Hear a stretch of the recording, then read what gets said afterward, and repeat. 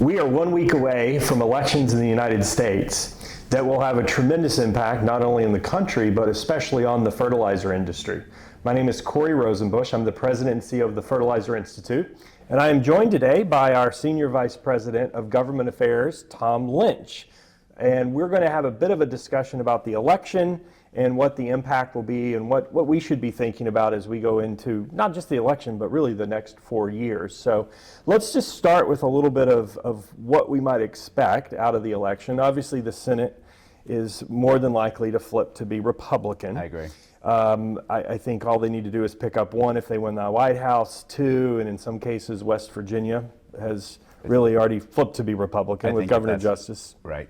I agree. Yeah. So we really the presidential election in the House is a complete toss-up at this state. I think in the last few weeks we've heard from Charlie Cook, Nathan Gonzalez, A.B. Stoddard at various meetings, and they all say, well, whoever wins the presidential election, wins the White House, will also likely win to the House. What's your take on that opinion, Tom? I'm not so certain of that.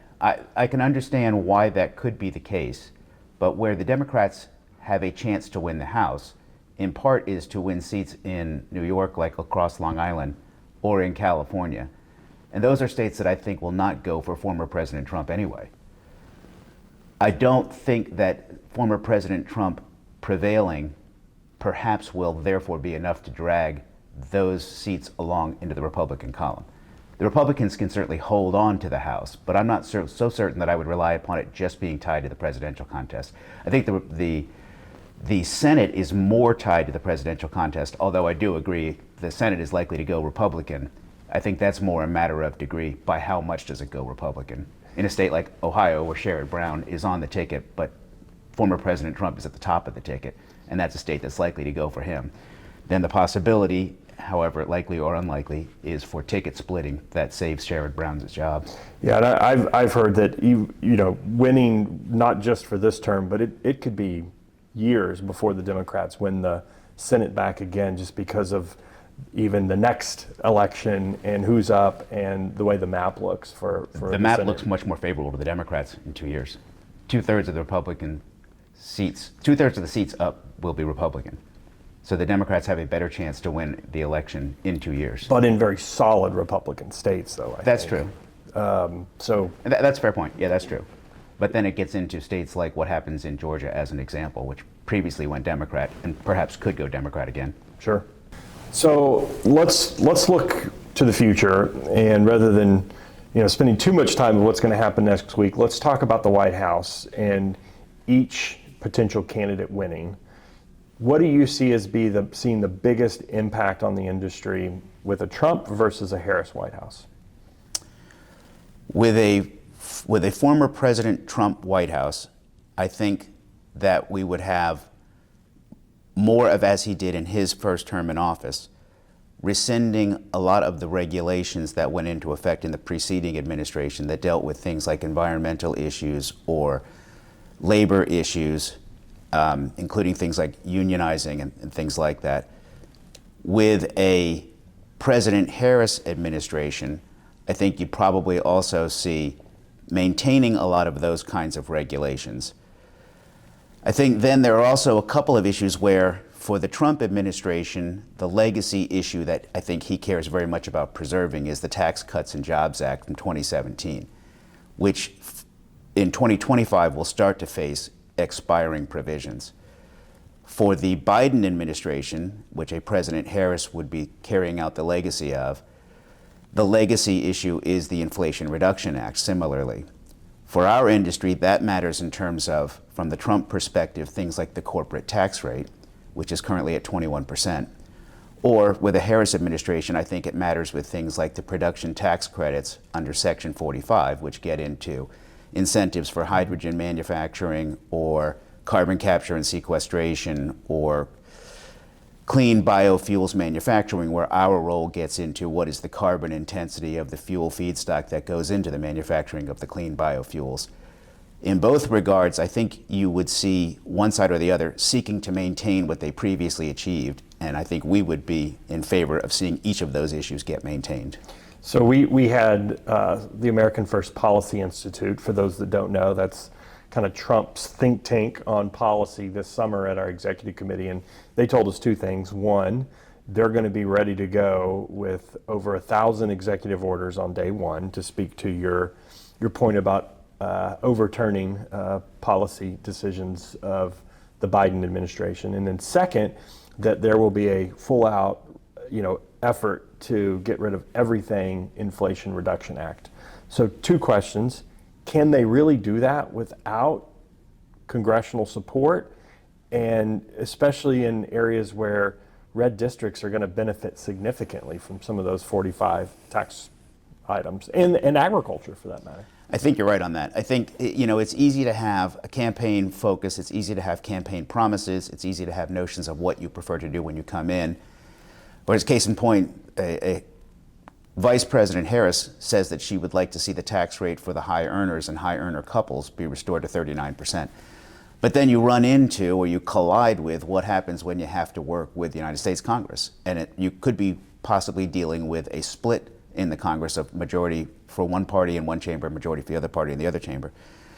So in the case of something like the Section 45 production tax credits, which promote manufacturing and energy renaissance, as it were, in a lot of red states, a lot of Republican districts, we've already seen situations like letters in the House of Representatives and in the Senate from Republicans where they complain about they don't care for the Inflation Reduction Act, but they don't want to see those projects in their states or districts go away.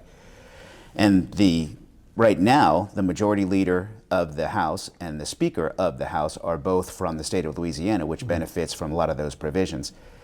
If you have a change in the majority in the House, I don't know what happens to the Speaker of the House. Perhaps he continues to stay on as the top Republican in the House. I think Steve Scalise manages to continue to stay on an important role in the House as well, whether he stays on as minority leader or minority whip under the circumstances. They will both have input in whatever a President Trump supports in terms of projects and in terms of tax policy, which considers those projects. So as a former Senate and House staffer, procedurally, what has to happen for Trump to be able to rescind the Inflation Reduction Act? Well, he can't rescind the act. He can rescind federal efforts in support of the act. To get rid of the law, that would be, I think, when addressing the expiring tax provisions in the Tax Credit and Jobs Act, and choosing what you wish to continue to maintain, such as keeping the corporate tax rate at 21% or lowering it to 20% or even 15%, as former President Trump has called for, then you start looking for pay-fors in order to reduce the deficit impacts. And one way perhaps that could be achieved would be to strike some of those kinds of provisions that are in the Inflation Reduction Act. Then in the trading of horses and the picking and choosing, to my thought, you'll have, for instance, prominent House members and prominent senators who are affected by those provisions now, who may wish to see at least those provisions get maintained and something else to be stricken instead. But those aren't the kinds of things that get adjusted by executive action alone. That's law as it is right now, so only law could change that. So Trump, let's say it's a clean sweep. Let's say Republicans win Senate, everything. House, and the White House. Could Trump propose to rescind the Inflation Reduction Act? And if so, both the Senate and the House would have to approve that, correct? Yes, and to your point, that could get done, through a budget reconciliation process.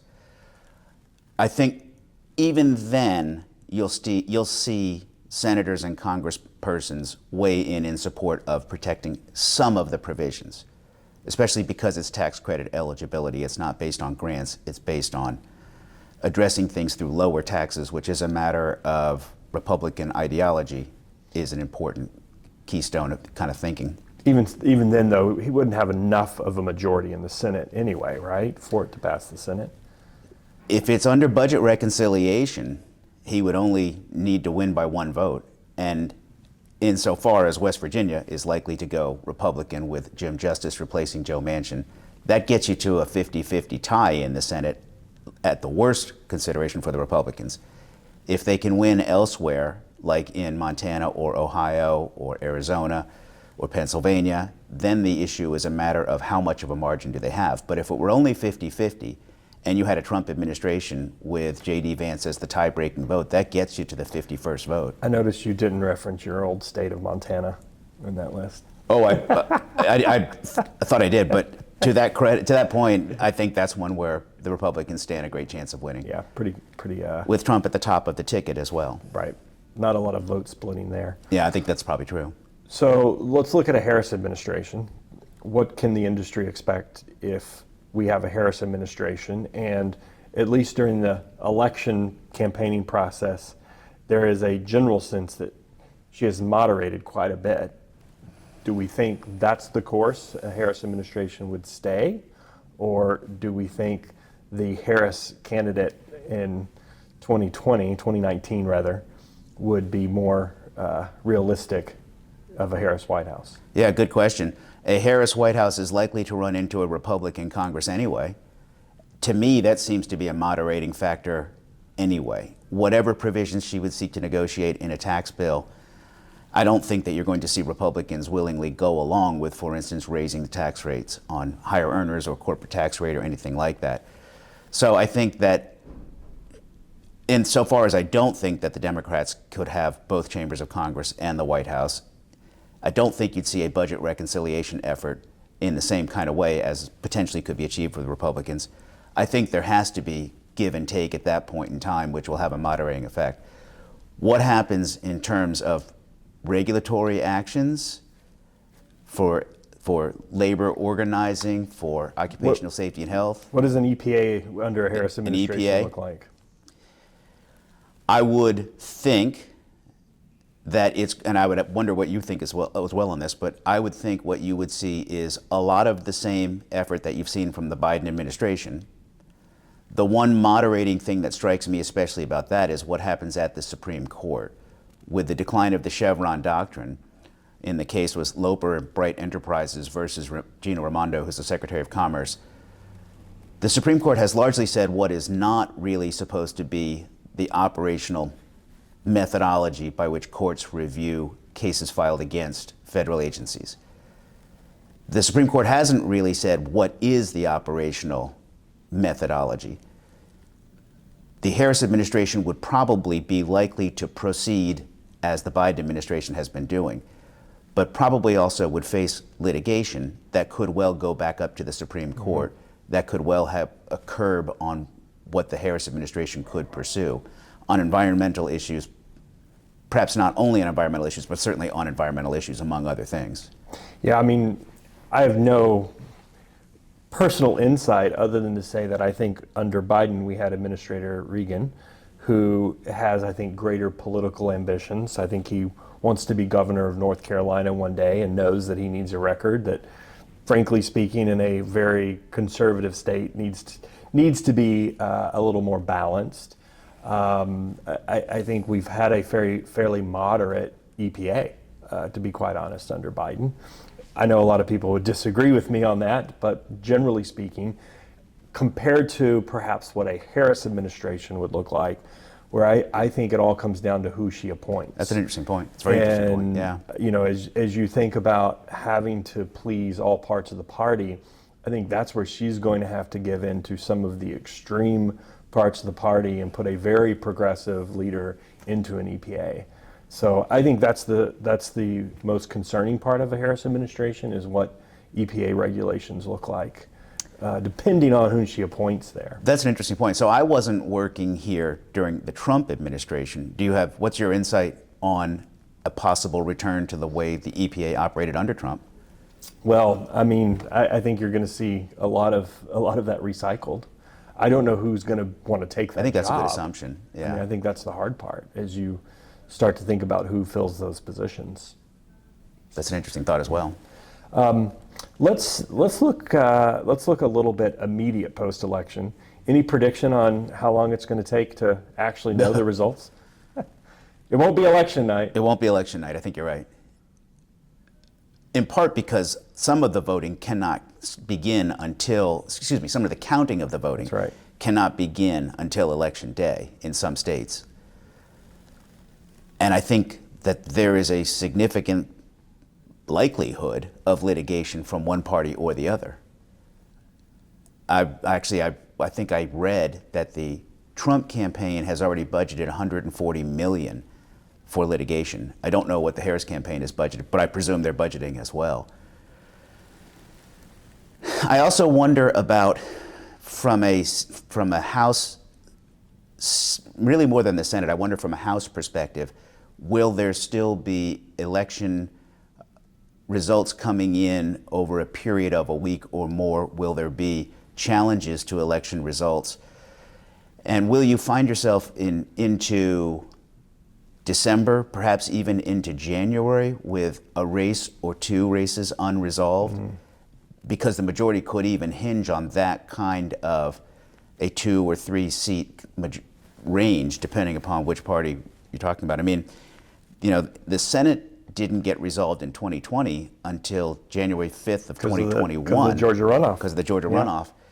So I don't know that that's going to be different. Will be different this time. I think the Senate or everything. Senate. I think if there's anything we know on election night, I think we'll know who controls the Senate. I think that's probably a fair assessment. But the other two, it may be weeks, right? It could be, yeah. It certainly is going to take days just to count the votes, and then it could be weeks. So in that period, post-election, lame duck Congress, what can we expect to see out of Congress during that lame duck session? Right, so there are a million promises about what's going to get done. We obviously have a vested interest in things like what gets done for the Farm Bill, which is already largely overdue. There were certain provisions that were extended until the end of the year, but the Farm Bill itself expired on September 30th. The House has a bill which it has yet to bring to the floor. The Senate has more of a notional framework, which it hasn't even gone through committee with. And we obviously care a great deal about what's in that bill, whether it's for issues such as fertilizer research, or whether it's for critical minerals, or for the certified crop advisors having authority to be able to aid the growers in getting a cost share. And there are several other provisions as well, plant biostimulants. That's the kind of bill that is nonpartisan or bipartisan enough that it would be good for Congress to work on. It would appear that it's going to be a difficult thing to achieve, given just how unwieldy and difficult it is to pull together multi-year reauthorization bills anyway. And even in that regard, one thing that goes along with it is if you have a change in majority, for instance in the Senate, then you'll have senators who have never held office, who have never worked on those kinds of big bills. They don't just get done with a, kind of a snap of the fingers. There's a lot that goes into even educating members and staff about how to do bills like that. If you have a change in the House majority and a change in the Senate majority, you'll have a lot of members of Congress who haven't worked on these kinds of things yet.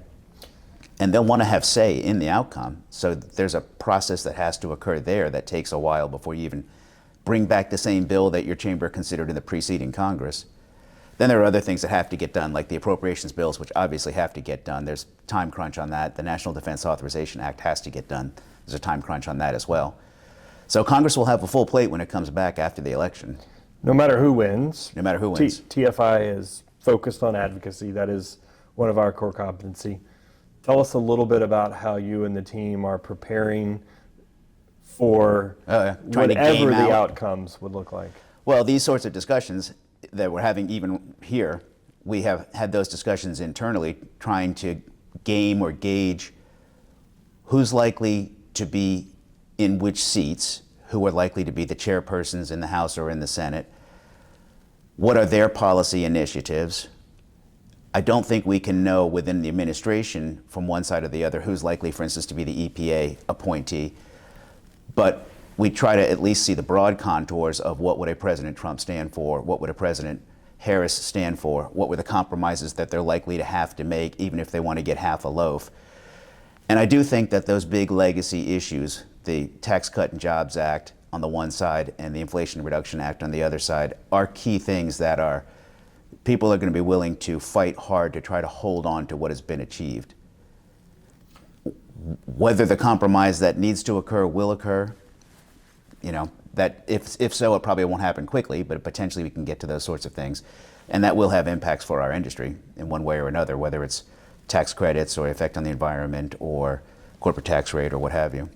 Yeah, and we're working very closely with partners as well. We're not the only Stakeholders. we're not the only ones that are in town trying to figure this out. So whether it's the U.S. Chamber, our membership at the National Association of Manufacturers, Yep. or even just a couple weeks ago, the Ag CEO Council met of all of the commodity groups, the farmer organizations, to talk about these scenarios. American Chemistry Council is another American one we're Chemistry working with. Council, absolutely. I think a hot topic that we were talking about with the ag groups was really around trade. I think that's a high profile topic, and people may not always agree, but it seems like a Trump White House is what people are most concerned about when it comes to trade. Can you speak a little bit to some of those proposals, and how would obviously China is our biggest purchaser of corn, beans. A strong farm economy needs China purchasing those crops. And Trump negotiated some of that last time around, that there would be minimum obligations for what they had to purchase, and then they have reneged on purchasing some of these things. And so as he comes back and Yeah. looks at some of these same tough trade positions, how does that impact fertilizer and some of our industry or other manufacturing industries? Well, that's a good question. I mean, he proposes a 60% tariff on China, and he proposes a 10% or perhaps a 20% tariff on everyone else. He also historically engages in bluster in order to negotiate. So is he willing to come down from the notion of the threat of a 60% tariff on China in order to get China to fulfill the promises that it made when he was negotiating with them in his previous administration?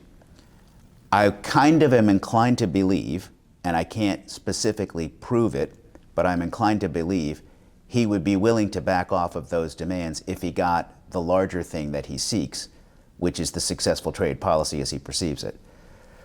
That being said, I think he is determined to impose tariffs, which he perceives as an excise tax on the importer who's sending it into this country. And he would like to see that as a way of raising revenue for the government, perhaps even reduced revenue for the government, rather than relying upon the income tax to the same extent that historically we have been. I don't think I think he engages in bluster in negotiating, for instance, with China. I don't think he's engaging in bluster when he says he thinks we should be relying more on, for instance, tariffs, as we would have done in William McKinley's administration, than we are currently doing right now. And I think that's where a lot of our members get concerned is, we are a net importer of fertilizer. Yes, we support policies that bolster domestic supply, but growers need those imports in order to meet demand in the United States. Now, granted, we don't really import fertilizer from China. So, as we focus on China and pressure there, especially to buy more ag commodities, the Right. reverse impact is that some of the quote-unquote raw materials that some of our members may use in manufacturing or in some of the enhanced efficiency technologies do come from China and would be impacted by those tariffs. Yeah, that's all true. So, And the growers being able to sell into China, and our support for the growers as a crop input, those would all be considerations. yeah. Well, Tom, we have a lot to think about, a lot to worry about. Thanks for this discussion today. And if you would like to get involved, a number of TFI committees are already starting to plan for our policy priorities, no matter who wins for the next Congress and with the next White House. And of course, we just want everyone to get out and vote on Tuesday. We have some very specific materials that you can share to help get out that vote with all of your colleagues within your company. Thanks for joining us.